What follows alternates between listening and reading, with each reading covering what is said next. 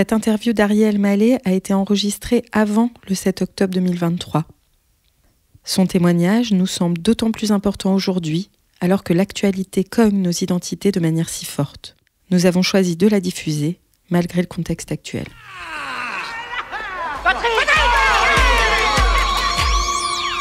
La vérité si je m'en plu, le podcast qui en finit avec les clichés sur les séfarades, par Elisa Azegui-Burlac et Myriam Levin pour RCJ. Dans la famille El Mallet, on demande aujourd'hui le comédien Arié, qu'on est ravi de recevoir dans ce nouvel épisode de La vérité si je m'en plu. La famille El Mallet, on a eu l'occasion de la connaître un peu mieux cette année, grâce au film de votre frère Gad, Reste un peu, et au livre de votre sœur Judith, Une reine. On continue sur cette lancée avec vous, puisqu'on aime surtout parler de racines et de transmission ici. Bonjour Arié. Bonjour. Bonjour. Est-ce qu'on va réussir à en finir avec les clichés sur les séfarades ? C'est notre défi. On va voir si on y arrive ensemble. Okay. Déjà, avec tous les invités qu'on a, on est sur la bonne voie. D'abord, est-ce que, Arié, vous pouvez nous présenter votre histoire marocaine, en fait, l'histoire de votre famille ? Faudrait qu'on parte en vacances ensemble, peut-être. Ou... On a combien de temps ? L'histoire de ma famille, vous présentez l'histoire de ma famille comme ça, que vous dire ? Une famille juive marocaine, de génération... Puis ça remonte à loin, quoi. Ça remonte aux Juifs d'Isabelle la catholique, quoi. Moi, je suis issu d'une famille juive marocaine. Mon grand-père vivait dans un village dans la montagne de l'Atlas, un petit village qui n'existe plus vraiment, qui a été renommé, qui s'appelait Tachemchit. En fait, c'est un village où vivaient les Chelh. C'est les berbères marocains et où les juifs et les musulmans vivaient en harmonie. Et mon grand-père, à 10 ans, était orphelin, puis il est venu à Casablanca avec ses 2 sœurs, et il a commencé à travailler là et à s'occuper de sa famille, à s'enrichir en devenant un grand quincaillier. Je vais vite, je ne vais pas dans tous les détails. Sinon... Évidemment. C'est une histoire millénaire. Donc en effet, Vous m'avez dit de raconter l'histoire de ma famille, donc je suis parti pour 2 heures. Non, mais nous, ça nous passionne en plus. Non, voilà. Et puis des années, des décennies plus tard, mes parents, nous, Judith, Gad, Arié, cette petite fratrie casablancaise, juive casablancaise, qui naît au Maroc, dans le quartier du Seyel, à Casablanca, voilà. École Georges Bizet, qu'est-ce que je peux dire d'autre ? Les pains au chocolat, les figues de Barbarie, les maïs grillés à la sortie de l'école. C'était comment alors ? C'était comment grandir en tant que juif au Maroc ? Parce que maintenant, c'est une toute petite minorité. Ça n'a pas toujours été le cas. Mais vous, pendant votre enfance et votre adolescence, vous étiez plus très nombreux. Ça a toujours été une minorité, mais si vous voulez, oui, cette minorité s'est encore minorisée, je sais pas comment on peut dire, mais c'était très chouette parce que le Maroc est un pays merveilleux où on a un rapport à la nature qui est très chouette, mais aussi la culture marocaine musulmane et la culture juive marocaine. Ça s'imbrique bien, ça fonctionne bien ensemble. Après, c'est vrai que il y avait, je sais pas comment dire, la communauté juive a toujours été très implantée, très, on vivait bien, quoi. Je veux dire, à la synagogue, il y avait du monde, il y avait une bonne ambiance. Pendant les fêtes, c'était joyeux, quoi. Vous étiez un Marocain comme les autres? Ouais, j'étais un juif marocain comme les autres, ouais. C'est-à-dire un Marocain comme les autres. C'est toujours difficile pour nous d'imaginer que les Juifs et les musulmans ont vécu aussi bien ensemble. Maintenant, on a tendance à les opposer. Ouais. Et donc, on se demande toujours si, en tant que Juif au Maroc, il y avait une petite différence ou aucune. Oui, bien sûr. C'est ce qui fait l'altérité entre les deux. C'est-à-dire que y a une vraie différence. Moi, j'ai toujours été un peu... hermétique au discours de on est vraiment pareil. Enfin, c'est 2 cultures qui sont cousines, mais qui sont pas pareilles. Et c'est pour ça qu'on s'attire, qu'on s'entend et tout ça. Après, dans la réalité, quand on était adolescent, qu'on était juif marocain, ça se faisait pas de sortir avec une musulmane. Et à l'inverse, de sortir avec un juif ou une juive, c'était... Donc il y en a il y a eu des petits Roméo et Juliette qui ont marqué notre adolescence, Mais aujourd'hui, c'est beaucoup plus libéré à ce niveau-là. Je veux dire, on était vraiment avec des mentalités archaïques, quoi. On était amis, mais on ne pouvait pas envisager de se marier. Enfin, c'était vraiment... C'était deux communautés qui vivaient ensemble, mais qui étaient au fond séparées quand même. Ouais, je sais pas, il y avait un truc, il ne fallait pas se mélanger dans l'intimité, il ne fallait pas faire des enfants ensemble. C'est l'histoire du film Maroc, d'ailleurs. Oui, exactement. De Leïla Marakchi, qui est une amie d'enfance et de classe à moi. On était en maternelle ensemble. Et elle raconte cette histoire qui est arrivée à un pote à moi, William Azoulay, et qui sortait avec une fille d'une famille musulmane au Maroc. Et ça avait créé vraiment... parce qu'il y avait une peur de... Je ne sais pas de quoi ils avaient peur, d'ailleurs. De perdre une partie de la religion, de l'identité, enfin j'imagine. Hein. C'est toute la question, c'est-à-dire que la culture juive marocaine, c'est une culture à part entière, mais qui, depuis que je suis petit, est amenée à disparaître. C'est-à-dire qu'on part du Maroc, on ne sait pas vraiment pourquoi on part, parce que si ce n'est pour faire des études, mais moi j'ai grandi avec l'idée que je ne resterai pas au Maroc. Donc je suis très attaché au Maroc, je suis très attaché à la culture juive marocaine, avec tout ce que ça comprend, des boulettes à la liturgie juive. Mais je savais que j'allais la quitter, et je sais quelque part que dans quelques années, décennies, ça risque de disparaître. Justement, on se demande, quand vous étiez jeune, c'était quoi votre rapport à la France ? Est-ce que vous saviez que vous rejoigneriez à un moment cette France ? Est-ce que vous aviez la nationalité française ? C'était quoi le rapport à la France, en fait ? Non, pas du tout. Enfin, j'avais pas du tout la nationalité française, d'ailleurs. Ça a été le passeport marocain, c'est pas un passeport facile, quoi.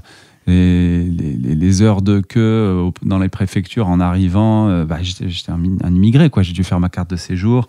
D'abord, faire un visa touriste, puis la carte de séjour étudiant, puis ensuite la carte de séjour travailleur. Enfin, c'est une vraie galère. Mais ça, on s'en rend pas compte. Nous, on a l'impression comme ça qu'il y a une espèce de francisation finalement des Juifs marocains et que ça a été facile de venir en France. Voilà. Non, c'est pas facile. C'est pas facile et j'ai eu la chance de faire ma scolarité dans un lycée français à Casa, où j'étais assez privilégié. Et ce qui m'a donné la possibilité d'obtenir un peu plus facilement mon visa étudiant et ma carte de séjour. Mais sinon, c'est une vraie galère. Et aujourd'hui, c'est encore beaucoup plus difficile et c'est un parcours du combattant. Mais tout ça pour dire que... Vous saviez que vous alliez partir, au fond ? Non, je savais pas. En fait, je savais que j'allais partir, mais je ne savais pas que j'allais atterrir en France. D'accord. Moi, j'ai découvert Paris, la première fois, j'avais 16 ans. Ça a été un choc, quoi. Pour moi, j'avais... ce que je connaissais de Paris, c'était les films de Sauté. J'avais vu César et Rosalie quand j'avais 13-14 ans, ou ce que je voyais à la télé. Mais quand je suis arrivé rue de Rivoli, place de la Concorde, j'ai halluciné. Le pavé, c'est incroyable. C'est très différent. Ça c'est clair. On a beau parler français, aller au lycée français. Ça n'a rien à voir. Ouais. Oui, et on pense qu'on est pareil. D'ailleurs, quand je suis arrivé à 19 ans, à 18 ans d'abord, j'ai passé une année à Strasbourg, puis à Paris. On pense qu'on est pareil, mais enfin, mis à part l'accent, on parle français, mais la mentalité est vraiment différente, quoi. Et en plus, vous êtes allé à Strasbourg après Casablanca. Oui. Choc culturel. Choc culturel et climatique, ouais. Non, mais c'était très chouette aussi, Strasbourg. Année étudiante en fac de droit. Bon, ça n'a pas duré longtemps, je n'étais pas très, très bon en droit.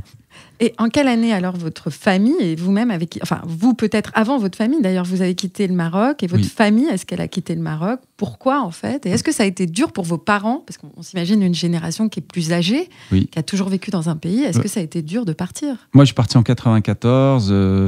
Ma sœur et mon frère sont partis en 90, je crois, d'abord pour le Canada, ensuite pour Paris. Et nos parents nous ont rejoints en 2000.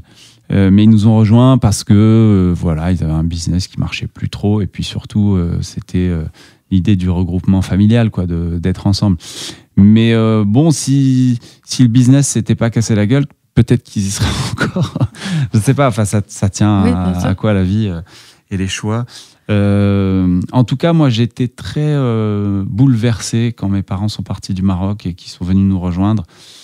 Quand ils ont rendu la maison dans laquelle je suis né et j'ai grandi, ça a été un gros bouleversement. J'avais 24 ans. J'étais très, très ému. Et je me suis dit, bon, bah voilà, ça y est, les attaches, c'est terminé. Enfin, j'avais plus que ma grand-mère encore au Maroc, qui est décédée maintenant. Mais voilà, donc les différents points d'attache, ils cédaient les uns après les autres. Et donc, ce qui nous reste, c'est la nostalgie, les souvenirs, l'attachement à ce pays, à cette culture. Et quand vous êtes arrivé en France, vous vous êtes senti tout de suite français? Enfin, vous êtes intégré? Non, pas ça a du été tout. dur? Enfin... Ah, ça a été dur. Ça a été dur. J'étais en cours de théâtre au Théâtre du Rond-Point. Je comprenais pas qu'on m'invite pas tous les soirs à dîner. Ça, j'ai mis du temps à le comprendre. Non, c'est vrai, chacun payait son café. Il y avait pas de. Non, mais à l'inverse, la mentalité marocaine, il y a un côté, viens, c'est moi qui paye, machin et tout ça.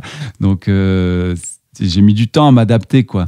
Et en fait, bon, après, ça vient, on comprend un petit peu comment ça fonctionne. C'est pas. Mais c'est chouette aussi, quoi. J'ai rencontré des personnes incroyables que je vois encore, qui restent mes potes de théâtre, quoi. Et vous vous définissez plutôt comme juif marocain, marocain, juif. En gros, quelle est la place du judaïsme dans tout ça? Alors, moi, j'ai un rapport plus culturel que religieux à la religion. Enfin, je suis plus attaché à la culture qu'à la religion à proprement parler. Et au rituel. Enfin, voilà. L'une des paroles les plus intelligentes que j'ai entendues dans la bouche d'un rabbin, c'était lors d'une oraison funèbre, un enterrement. Il disait... Parce que le judaïsme, c'est quoi le judaïsme?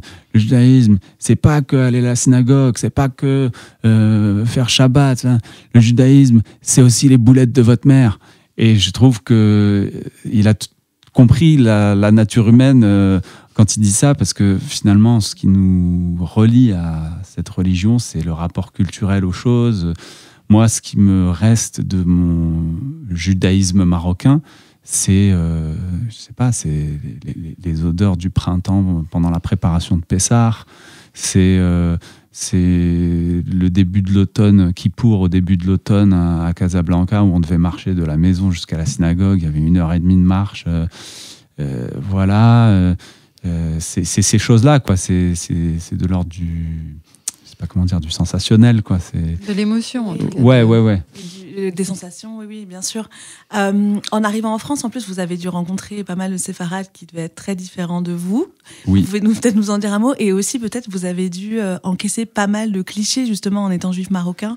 Oui, bien sûr. Alors, il se trouve que j'ai atterri, quand je suis arrivé, notamment à Paris, dans un endroit qui regroupait tous les clichés.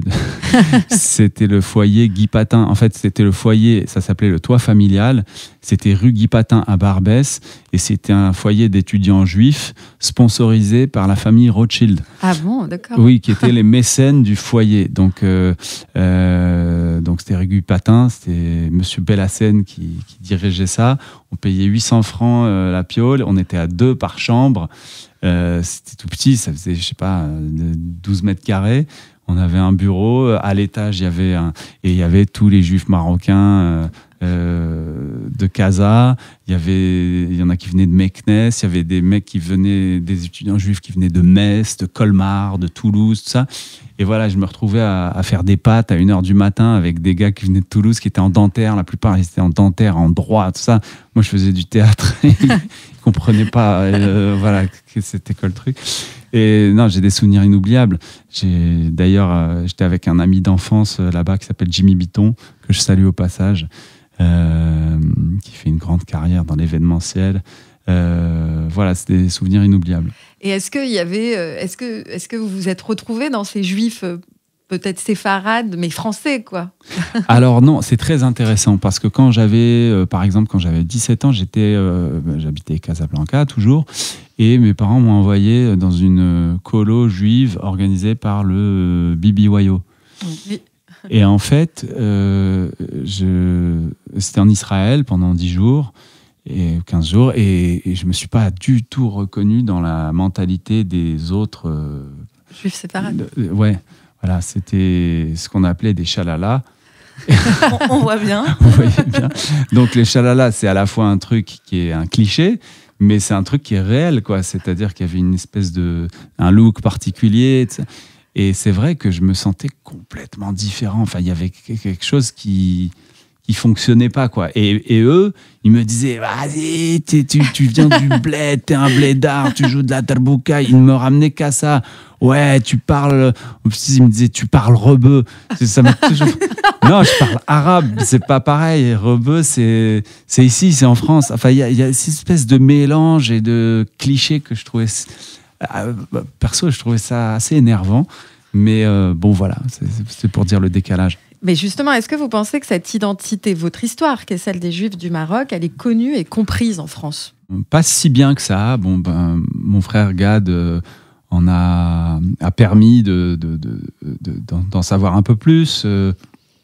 Mais c'est vrai que on est un peu le pays du Maghreb par rapport à l'Algérie et à la Tunisie où la culture juive marocaine et la communauté juive marocaine a perduré. Elle perdure encore. Donc, c'est vrai qu'il n'y a pas beaucoup de films sur la culture juive marocaine. Moi, c'est vraiment une histoire qui me tient à cœur. Quand j'entends mon père qui me raconte ses récits, quand il avait 19 ans, il aidait les Juifs du Maroc à partir en Israël. Il a travaillé pour l'agence juive secrètement. Il faisait croire qu'il vendait des vélos, mais en fait, il allait dans la montagne pour dire aux Juifs du Maroc qui n'avaient rien demandé, qui étaient très bien dans leur village, il faut partir vivre en Israël, on va vous faire des passeports. Et donc, il y a des anecdotes marrantes comme ça. D'ailleurs, une fois, il va dans un village, il dit à la famille secrètement, donc voilà, vous allez partir en Israël. Il leur explique la nécessité de partir en Israël et tout ça. Ils disent oui, bien sûr, ils sont convaincus. Il dit donc je vais revenir dans un mois, mais surtout vous n'en parlez à personne. Il prévoit le départ et tout ça. Et un mois après, il arrive, c'est la fête dans le village, le méchoui qui crie avec tout. Et donc tout le monde était au courant, alors que c'était censé être secret. Et bon, après, quand je trouve ça terrible, le destin des Juifs marocains qui ont émigré en Israël, c'est quelque chose qu'on connaît peu.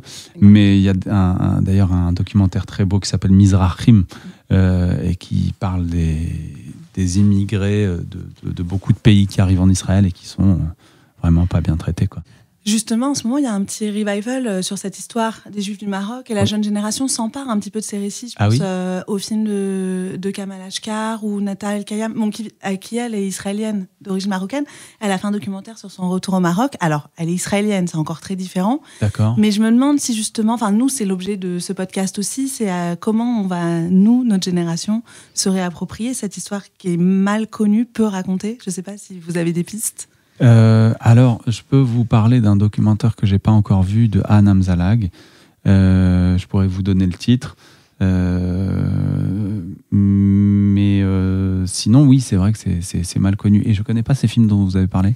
On vous donnera les références. En fait, non. Alors, donc, Kamal Ashkar, si je dis pas de bêtises, il est marocain. Il est pas juif, mais il s'est intéressé beaucoup à l'histoire des Juifs au Maroc. Il a fait plusieurs films sur le sujet. Et moi, j'avais été assez frappée du documentaire donc, de Nata El-Kayam, qui est une Israélienne d'origine marocaine, qui est vraiment... qui a 35-40 ans. D'accord. Et qui est retournée dans le village de sa famille. Wow. Voilà. Une démarche qui nous intéresse ici, qui vous intéresse sûrement. Génial. À la différence près, voilà, qu'elle est israélienne, donc c'est pas du tout la même histoire après d'assimilation. Mais on se demande justement quand ces récits vont arriver chez les gens qui sont en France. Ouais. On compte un peu sur vous, quoi. Ça vient. Ce sera pas un documentaire. Non, mais y a un autre documentaire qui m'avait marqué, c'était Les Panthères Noires, réalisé par je sais plus qui. Bon, bref, c'est un type qui avait filmé dans les années 70 le mouvement des Black Panthers en Israël et qui était constitué pour la plupart de séfarades, des Marocains. C'est là d'où vient l'expression Marocco-Sakine. C'est les Marocains au couteau qui dévalisaient des supermarchés. C'était un peu des justiciers qui dévalisaient des supermarchés pour donner aux gens pauvres, tout ça. Et il les a filmés dans les années 70 et il retourne les voir dans fin 90, comme ça, et il voit un peu l'évolution de chacun.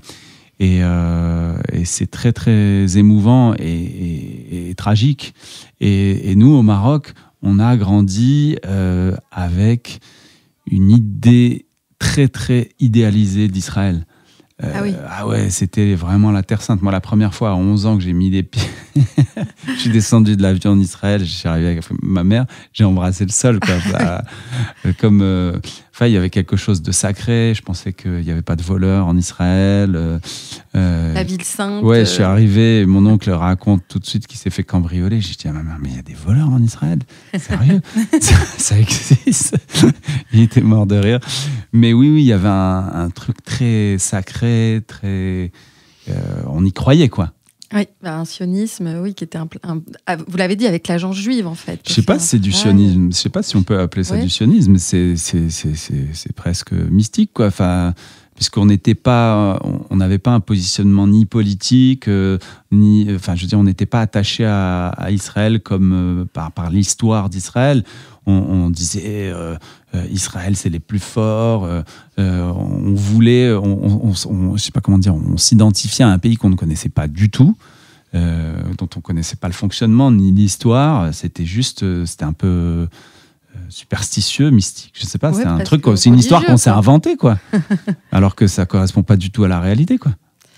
Et vous avez parlé de l'agent juif qui venait dans les villages. Il y avait en effet beaucoup de juifs avant les années 60 qui vivaient dans les villages. Et d'ailleurs, vous avez choisi une chanson qui parle de ça, Shlomo Bar, Kfar Todra. Vous pouvez nous en dire un mot? Oui, j'adore cette chanson, Kfar Todra, de Shlomo Bar, que j'adore, qui est un chanteur magnifique, qui est juif marocain, et qui chante d'ailleurs avec un accent Mahshabot. Il prononce vraiment les Aïn et les Resh et tout ça, il a vraiment l'accent marocain.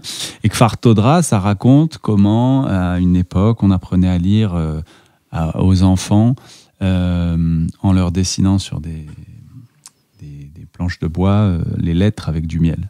Voilà. Et pour les faire goûter le miel, leur donner, les aider à retenir le sens des lettres. Voilà, le sens des mots. Eh bien, on va l'écouter.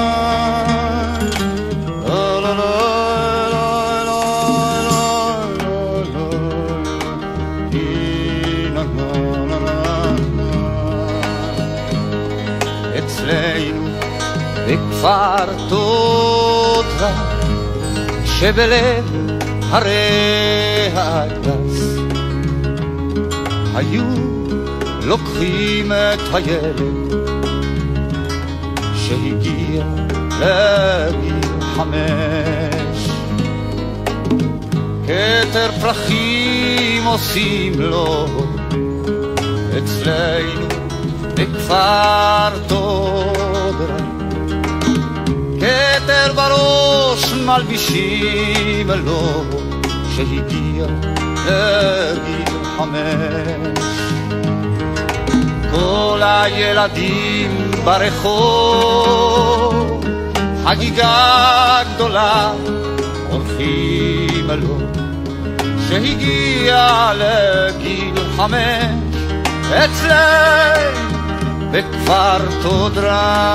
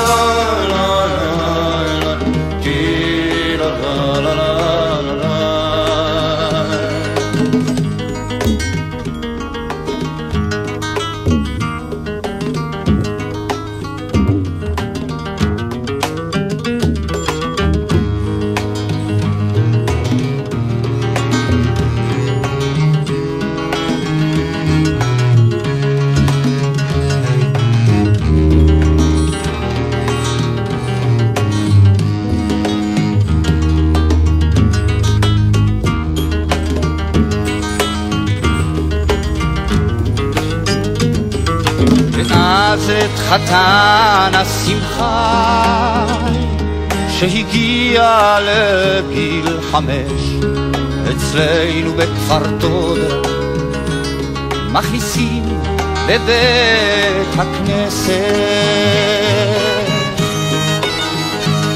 וכותבים על לוח של עץ בדבש מאלף ועד תו את כל האותיות בדבש ואומרים לו חביבי לקט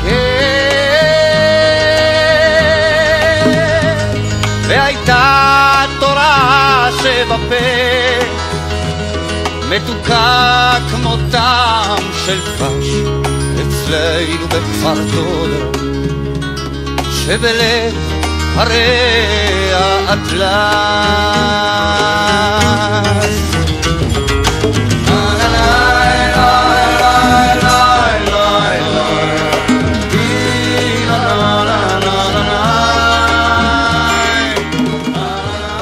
Ça convoque plein de souvenirs. Ah ouais, non, mais c'est des souvenirs. Et puis, c'est une chanson dont je me lasse jamais. Et j'adore. Ça m'émeut, ça me met. C'est incroyable. Ce morceau, il est incroyable. Et vous l'avez chanté dans quel contexte? Avec votre famille? C'était quoi? Ouais. Enfin, moi, j'aime bien jouer de la guitare et chanter. Et c'est vraiment une chanson que j'adore chanter parce qu'elle est très jolie. Et puis, ça résume vraiment. La culture juive marocaine pourrait se résumer en cette chanson, quoi. Ah bah justement, on a envie de vous demander, est-ce que vous pensez que les juifs marocains sont des juifs d'Afrique du Nord comme les autres? Bon, on va pas rentrer dans la rivalité juif algérien, marocain, tunisien. Mais on sent quand même une identité très forte chez les Marocains, en tout cas une fierté. Le truc, c'est que ça perdure. Enfin, ouais. Après, tous les juifs immigrés sont dans la nostalgie et je sais pas comment dire, le fantasme d'un passé merveilleux. Il y a plein d'histoires différentes. Il y en a qui sont partis à l'âge de 20 ans et qui gardent des étoiles dans les yeux quand ils parlent de l'Algérie ou de la Tunisie et qui n'y sont jamais retournés. Moi, j'essaye quand même de garder un rapport un peu concret à ce pays qui m'a vu naître, auquel je suis tant attaché. Et j'essaye de faire en sorte d'accepter les changements, l'évolution. Voilà, quoi. Quand j'avais 24 ans et que la maison dans laquelle je suis né a été détruite pour qu'une banque soit fabriquée à la place, je me suis dit, c'est une page qui se tourne. Et voilà, c'est faut évoluer. Et est-ce qu'en tant que juif marocain né au Maroc, vous vous sentez juif arabe? C'est une question. Par définition, oui. Juif arabe, puisque on était juif, mais on parlait arabe. Et puis, on est natif du Maroc. On n'était pas en vacances là-bas. Enfin, je veux dire, on a un passeport marocain, on parle arabe, on est marocain, quoi. On n'est pas français, quoi. On est marocain. Même si on parle français parce que c'est un petit peu la petite bourgeoisie qui parle le français et qui va dans des écoles françaises. Mais voilà. On a pu avoir un aperçu, en effet, de votre accent. Vous parlez vraiment arabe et vous ne parlez pas rebeu. Et vous le parlez souvent? Vous le parlez encore? Ah bah oui, quand je vais au Maroc, après, en famille, on parle un petit peu de temps en temps, quelques expressions. Avec des amis, de temps en temps, c'est plus simple de sortir une expression en arabe ou de se parler en arabe. Quand j'ai envie que mes enfants ne comprennent pas, je parle en arabe à mes parents. Mais oui, il y a un plaisir à se retrouver là-dedans et à parler. Il y a des expressions qui sont intraduisibles en français. Et vous allez souvent au Maroc? Oui, alors dès que je peux. Là, avec ce qui s'est passé, je compte y retourner très bientôt. C'est, voilà, je pense... Le tremblement de terre. Ouais, le séisme au Maroc. Je pense très fort à eux, c'est terrible. Voilà. Ça vous a fait quoi d'être en France et d'apprendre qu'il y avait eu un séisme au Maroc en tant que Marocain là, c'est terrible, quoi. C'est horrible. C'est envie d'aider, sentiment d'impuissance... Voilà, ça m'a beaucoup touché, beaucoup affecté. Oui, ça reste votre pays, un de vos deux pays, quoi. Ouais. Bah, aujourd'hui, j'habite en France, mais oui, le pays Maroc, c'est mon pays aussi. C'est les deux. Bah, je suis marocain avant tout, quoi. Et qu'est-ce que vous pensez du récent retour du pays vers son héritage juif? Parce que ça, c'est aussi assez inédit. Le retour du Maroc vers son héritage juif. Vous parlez ces dernières années, voilà, c'est la normalisation avec Israël qui fait que du coup, il y a beaucoup de juifs de France et d'Israël qui reviennent et qui font revivre quand même, d'après ce qu'on m'a dit, moi je n'y suis pas allée, mais on sent une vraie différence. Il y a beaucoup plus de juifs dans les rues du Maroc ces dernières années. Oui, alors il y a un tourisme juif israélien qui va au Maroc. Bah, après, c'est parce qu'ils passent des accords, des deals, ils se filent des coups de main sur l'agriculture, sur l'armement, je ne sais pas quoi. Mais du coup, on peut manger cachère facilement au Maroc. Enfin, on pouvait déjà, mais à part... Non, mais c'est des choses, par exemple, moi qui connais mieux la Tunisie, on ne peut pas manger cachère à Tunis. Il n'y a pas. Ah bon ? Non. D'accord. Non, mais c'est vrai qu'en ce moment, on sent, par exemple, à Marrakech, qui est un exemple, qu'il y a une espèce de retour des juifs français, par exemple, qui retournent à Marrakech et qui se sentent très bien accueillis en tant que juifs, grâce aux accords qu'il y a eu entre Israël et le Maroc. Oui, c'est vrai. Ça bat aussi un peu en brèche l'idée que les juifs ne seraient pas les bienvenus dans des pays musulmans. Bien sûr, non, mais c'est absurde. Enfin, moi, je le vis pas pareil parce que ça m'a jamais empêché de retourner au Maroc et parce que je connais le Maroc et que je viens du Maroc.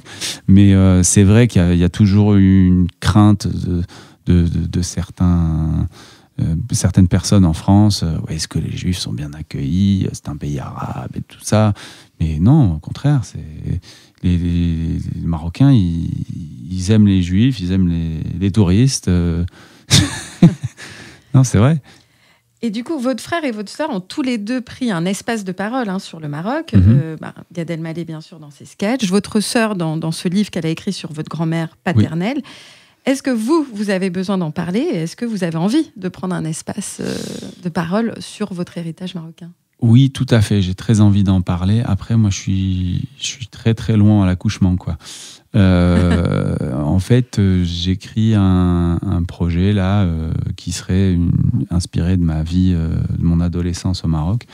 Voilà. Bon, c'est un peu long. Je suis au milieu du processus, mais non, moi, ce qui me ferait rêver, ce serait de faire un film qui se passerait dans les années 50 au Maroc, sur la façon dont vivaient les Juifs dans certains quartiers pauvres du Maroc, de Casablanca par exemple, qui est l'histoire de mon père.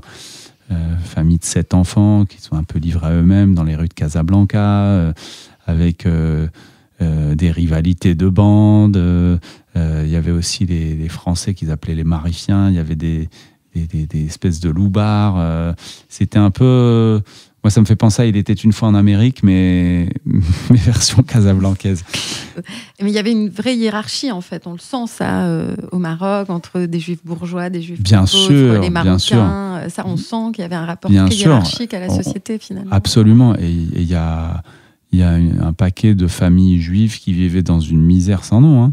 Et c'est encore le cas. Donc voilà, quoi. Il y a beaucoup de choses à dire. Et ce rapport toujours à Israël, très fantasmé, avec les Juifs qui partaient. Mon père m'a raconté une anecdote que je trouve très touchante. C'est qu'il aidait donc les Juifs, quand il avait 18 ans, 19 ans, à partir du Maroc. Il leur faisait des papiers, tout ça. Il travaillait pour l'agence juive, sans savoir ce qu'il allait leur arriver en Israël. Pour eux, c'était l'Eldorado, c'était la Terre Sainte, tout ça. Et en fait, le seul moyen de communication qu'ils avaient entre Israël, quand ils arrivaient, et leur famille au Maroc, c'était la radio. Ils avaient une fréquence radio sur laquelle ils se connectaient. Et une fois, et donc du coup, tous les Juifs du Maroc qui étaient restés sur place avaient leur radio et ils attendaient et ils entendaient ici, Freha, la famille Azoulay, on vient d'arriver. Si vous venez dans 6 mois, pensez à prendre des couvertures, il fait froid sur le bateau, j'embrasse un tel. Donc ils passaient des heures à la radio à attendre que leur famille qui arrive là-bas leur adresse un message. Et je trouve que c'est très touchant comme image, quoi. Mais ce qui est incroyable, c'est qu'au fond, quand même, on ressent qu'ils il y avait l'idée qu'il fallait partir, quoi. Enfin, moi, c'est toujours ça qui me Ben questionne. oui. Il Ben fallait oui. partir. Ben oui, Mais c'est... pourquoi ? Ben oui, j'ai pas la réponse à ça. Dans l'histoire récente, hein, parce que quand même, ça faisait 2000 ans qu'ils étaient restés. Oui, non, mais dans l'histoire contemporaine, on sent qu'à partir des années peut-être 50, enfin, je sais pas très bien à quel moment il y a eu un retournement, mais en tout cas, il fallait partir. Il y avait l'idée que de toute façon, vous alliez partir du Maroc.